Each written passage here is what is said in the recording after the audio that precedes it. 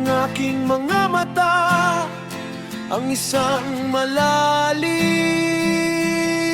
na libis, at malapad ang pasukan nito.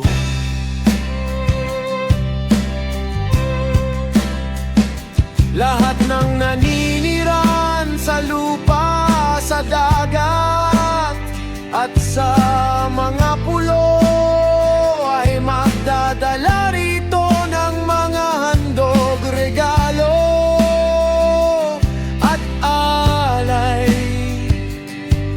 Ngunit ang malalim na libis na iyon ay hindi mapupuno.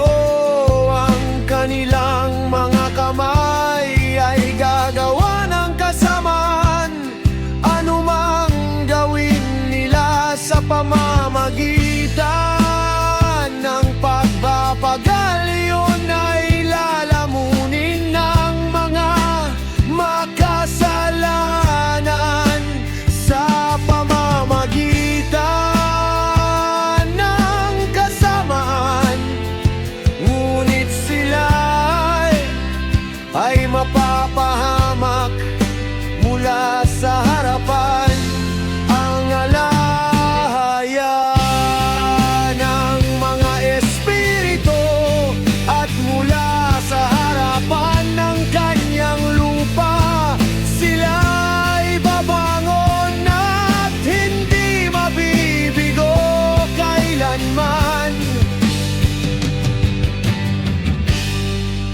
Nakita ko ang mga anghel ng kaparusahan na nakatira doon at naghahanda ng bawat kasangkapan ni Satanas.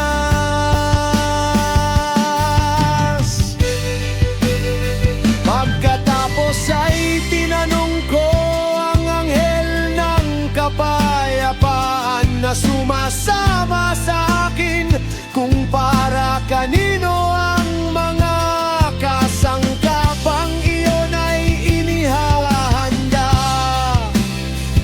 Sinabi niya ito ay inihahanda nila para sa mga hari at sa makapangyarihan sa lupa upang sila ay mapahamak.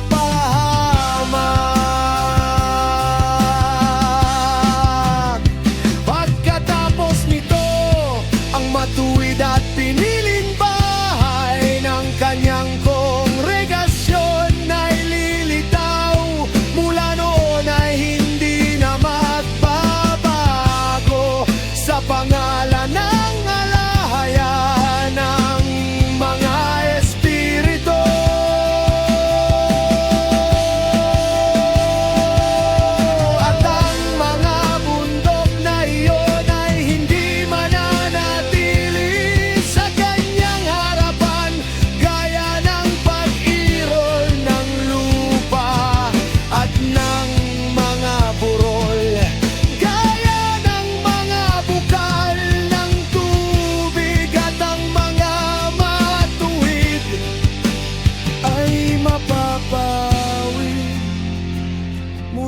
Sa paghihirap na dulot ng mga makasalanan.